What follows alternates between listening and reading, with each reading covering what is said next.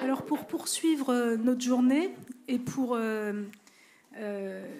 reprendre en fait cet après-midi de discussion, de débat autour d'expériences vécues et d'informations qu'on a envie de partager, on a imaginé que, en plus des tables rondes, des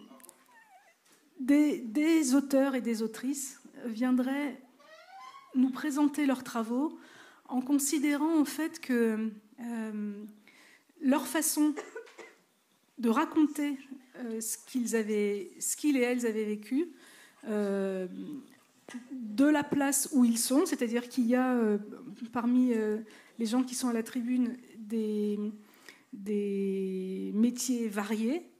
Il y a des soignants, Marion Cano qui sera tout à l'heure dans la table ronde sur la parentalité avec le don de gamètes, Kevin Eridje qui est psychologue aussi et qui sera aussi dans cette table ronde sur la parentalité avec le don de gamètes.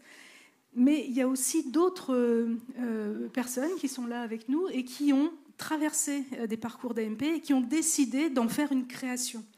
Et ça nous intéressait en fait de pouvoir leur donner la parole là, tout de suite, pour nous expliquer en fait pourquoi c'était important et pourquoi ça devenait un objet, un livre, un documentaire, ces parcours, ces expériences de vie. Marie-Rose, est-ce que vous voulez commencer ? Bonjour à tous. Déjà, merci pour cette invitation. Donc moi, je suis Marie-Rose Gallès, patiente militante pour une meilleure prise en charge de l'endométriose. Et effectivement, j'ai produit quelques petites choses. Je ne vais pas tout faire parce que j'ai une petite hyperactivité. Donc j'anime le podcast Endométriose Mon Amour et j'ai aussi écrit 5 livres sur le sujet. Là, je vous en ai emmené 2. Je vous en ai emmené Endo et Sexo. Pour avoir une sexualité épanouie qu'une endométriose, parce que c'est le troisième symptôme le plus courant, les douleurs pendant les rapports. Et effectivement, ça vient de mon parcours où, quand j'évoquais ce symptôme, on voulait bien en tenir compte pour poser le diagnostic, mais je n'avais pas de réponse de pourquoi on souffre, qu'est-ce qu'on peut mettre en place pour ne plus souffrir, ou du moins limiter ces douleurs. Donc voilà, c'est comme ça qu'est né ce livre, de ces recherches, d'expliquer pourquoi on souffre et de proposer des solutions. Et puis il y a aussi mon roman C'est pour votre bien, madame, là qui va plus parler des violences gynécologiques qu'on peut subir dans ce genre de parcours, que ce soit le SOPK, l'endométriose, la PMA. Alors, il n'y a pas de description de violence. L'objectif, c'est pas de raviver un quelconque trauma. Moi, dans ce roman, je me concentre sur l'après, comment on se relève, comment on revit après ces violences gynécologiques. L'objectif est vraiment positif, de montrer qu'on peut s'en sortir. Voilà, donc ça vient aussi de mon expérience de militante, parce que ça fait 8 ans que je fais ça, et je me rends compte que des endométriosiques qui sont en stress post-traumatique en raison de leur parcours, c'est loin d'être rare. Mais il ne faut pas en parler, il ne faut pas proposer de solution, faire comme si ça n'existait pas, sauf que jusqu'à maintenant, ignorer un problème ne l'a jamais fait disparaître. Donc voilà, je me suis lancée dans ce pari de proposer une optique de sortie de crise, on va dire. Voilà, merci à vous. Merci. Lise, est-ce que vous voulez nous parler de votre livre en le montrant aussi ? Voici mon livre, il s'appelle « C'est dans la tête ». Alors, mon mari et moi, on a eu un fils et suite à une césarienne en urgence, on est devenu infertile. On a une infertilité secondaire qui était inexpliquée. Et donc mon livre raconte tous les examens d'exploration de la fertilité pendant lesquels on me dit que je vais bien, et où on m'explique que tout va bien, sauf que nous, on voit bien que tout ne va pas bien. Et donc, face à ce sentiment d'être, on est content parce qu'on va bien, mais en même temps, on aimerait bien qu'on nous trouve quelque chose, je me suis mise à aller pas très très bien, et ma façon de me sauver, c'était de vouloir rire et de trouver moi-même des explications à pourquoi est-ce que ça ne marche pas.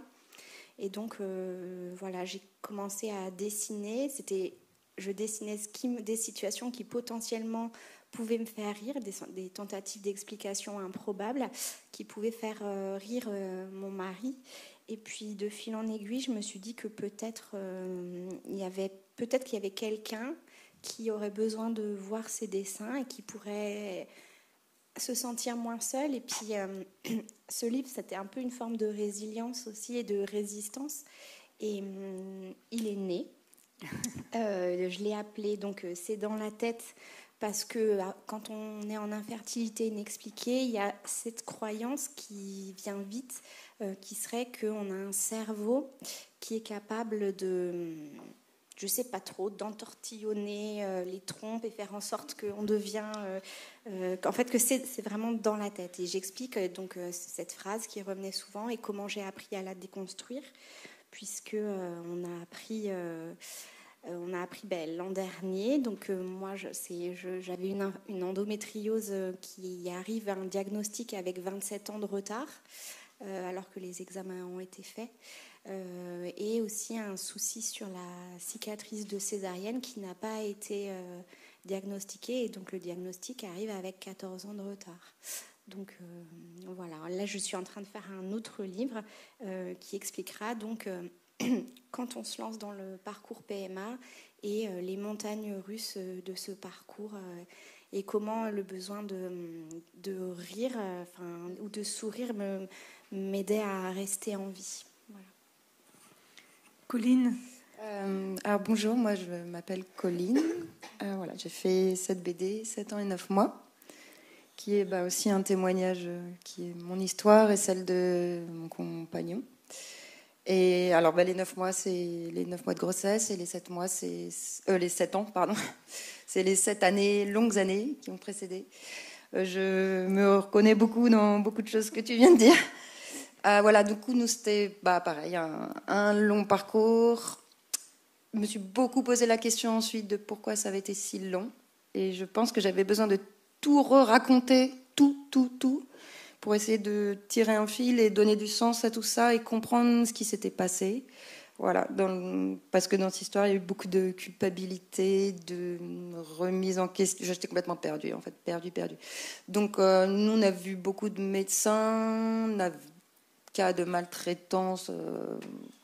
Voilà, on a changé beaucoup de médecins. En fait, ça a été assez long avant qu'on fasse une première vraie PMA, finalement.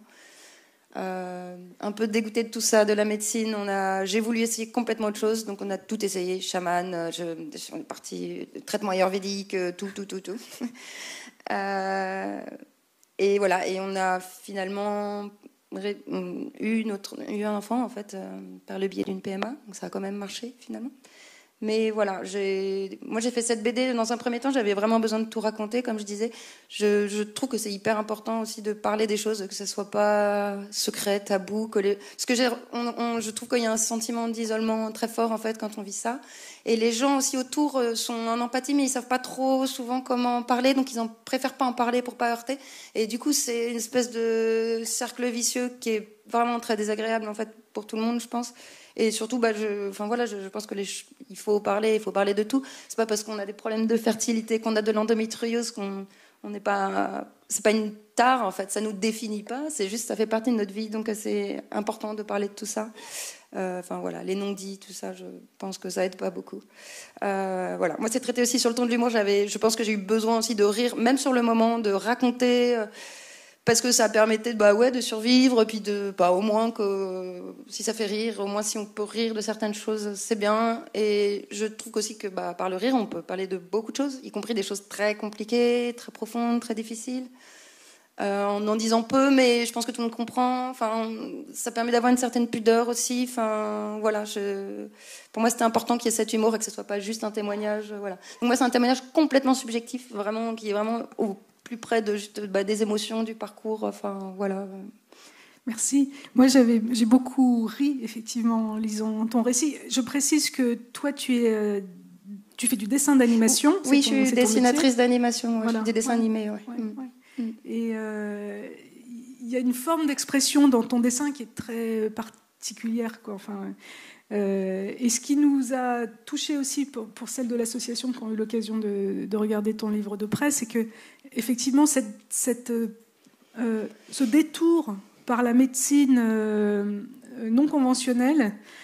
C'est quelque chose de très actuel dans les parcours d'aujourd'hui, où les patients et les patientes se sentant un peu pas si bien écoutés que ça en réalité par les équipes médicales, un peu en déshérence, un peu paumés, finalement vont vers ceux qui leur tendent les bras tout en empochant des sommes quand même conséquentes, quoi. Enfin, voilà, il y a un marché, il y a un marché de la médecine ça dépend, c'est pas parallèle. Je sais que quand on en avait discuté ensemble, tu m'avais dit que finalement la médecine ayurvédique c'était pas si inintéressant, et c'est vrai. Les massages ayurvédiques, je crois, la médecine ayurvédique, c'est une médecine en fait. C'est pas la nôtre, mais c'est une médecine. Donc oui, c'est intéressant. En fait, tout n'est pas à mettre dans le même panier. Et puis, même, je raconte de manière un peu humoristique un épisode avec une chamane charentaise, en fait. En vrai, je saurais jamais, en fait, si ça nous a aidés ou pas. Je sais pas, en fait. Je peux pas dire que ça nous a pas aidés. Elle nous a pas du tout arnaqué. Elle nous a fait rien payer. Elle m'a gardé 10 heures d'affilée. Enfin, vraiment, elle était très investie. Elle a investi de sa personne. Je sais pas, c'était juste troublant et je pense que ça m'a quand même apporté des choses. Je sais pas lesquelles exactement, je pourrais pas dire en fait. Je pourrais pas être sûre en fait. Oui, et puis quelque chose quand même aussi que j'ai retenu de cette lecture particulièrement, c'est quand tu dis plusieurs fois dans ce tête-à-tête avec un de ces patients bizarres, de ces médecins bizarres, tu dis mais qu'est-ce que je fais là? Et en fait, peut-être que c'est quelque chose qu'il faut qu'on ait en tête quand on vraiment au fond de nous, il y a quelque chose qui nous dit mais qu'est-ce que je fous là, quoi. Ouais. De s'écouter peut-être. Ouais, après, moi, pour le coup, vraiment, il y a des petites mises en garde. Après, je suis pas là pour faire de la leçon, de toute façon, c'est juste mon histoire. J'ai des petites mises en garde, parce qu'évidemment, il y a des dangers, tout ça.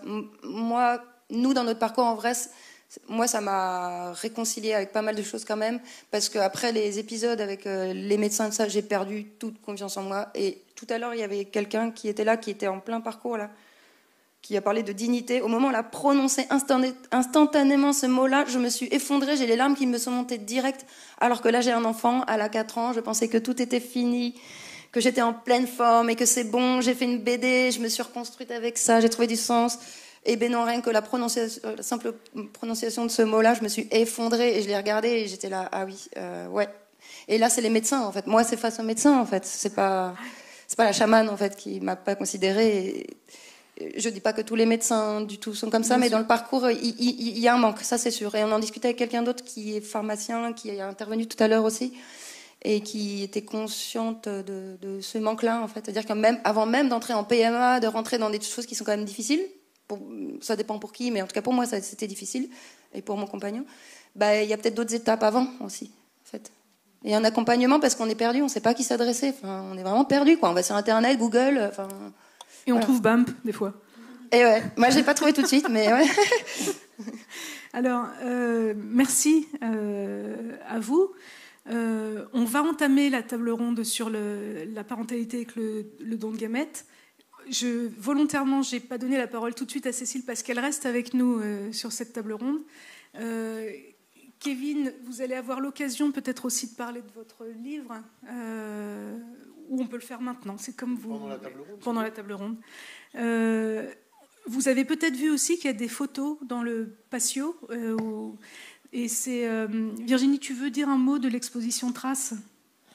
Alors un petit morceau de l'exposition Traces, c'est un projet qu'on avait mis en place au tout début de l'association, parce que dans les différentes femmes qui avaient créé l'association avec moi, il y en avait plusieurs qui peignaient, qui écrivaient des poèmes, qui faisaient des photos. Donc moi, par exemple, je faisais des photos. Et ça m'avait quand même beaucoup soutenue dans tous les affres de l'infertilité et de tout ce que vous connaissez très bien. Et on voulait vraiment pouvoir montrer aussi, parce qu'on parle beaucoup, finalement, là, dans tout ce qu'on fait. Et donc cette exposition, on avait rassemblé les gens qui avaient voulu. Il y avait des gens qui avaient fait des petits montages vidéo, des collages. On l'avait exposé en 2014, 2015 et 2016 dans les différentes éditions de la semaine de sensibilisation, dans le hall du CHU de Caen pendant une semaine, à la maison des associations, au CHU d'Angers. Et c'est vrai que ça interpellait différemment. C'est-à-dire que dans le hall du CHU, il y a des gens qui passent là pour aller se faire soigner, mais qui sont intéressés par la photo, la photographie. Donc ils se disent, mais qu'est-ce que c'est que ces photos? Et puis ils viennent, ils posent des questions, on échange. Des gens qui étaient interpellés par ces corps de femmes, parce que là, il n'y en a pas... Enfin, s'il y en a un sur une femme qui s'était fait opérer de l'endométriose, mais il y a d'autres photos avec les corps, le ventre, avec des bleus et tout ça. Et les gens se sentaient interpellés et disaient, mais qu'est-ce que c'est que ça? Et donc ça crée du dialogue, ça crée de l'échange, et ça renforçait aussi notre leitmotiv de visibilité. Il faut donner de la visibilité. Donc c'est vrai que cette exposition, on l'avait aussi proposée 2 années de suite. Il y a un congrès des professionnels de l'assistance médicale à la procréation qui s'appelle FFER, donc Fédération française d'études de la reproduction, qui a lieu tous les ans. Et une année à Paris, on avait exposé dans l'entrée beaucoup de photos, beaucoup de tableaux. On l'avait fait aussi à Tours. Et là, ça interpellait les médecins, mais sous un angle différent. Et par exemple, le corps de la femme avec tous les bleus, on avait eu des retours un peu... Voilà, ils se sentaient un peu agressés presque par le fait qu'on expose ça. Alors que nous, on disait, bah oui, mais c'est notre réalité, on a besoin de montrer ça. Donc voilà, il y a trace.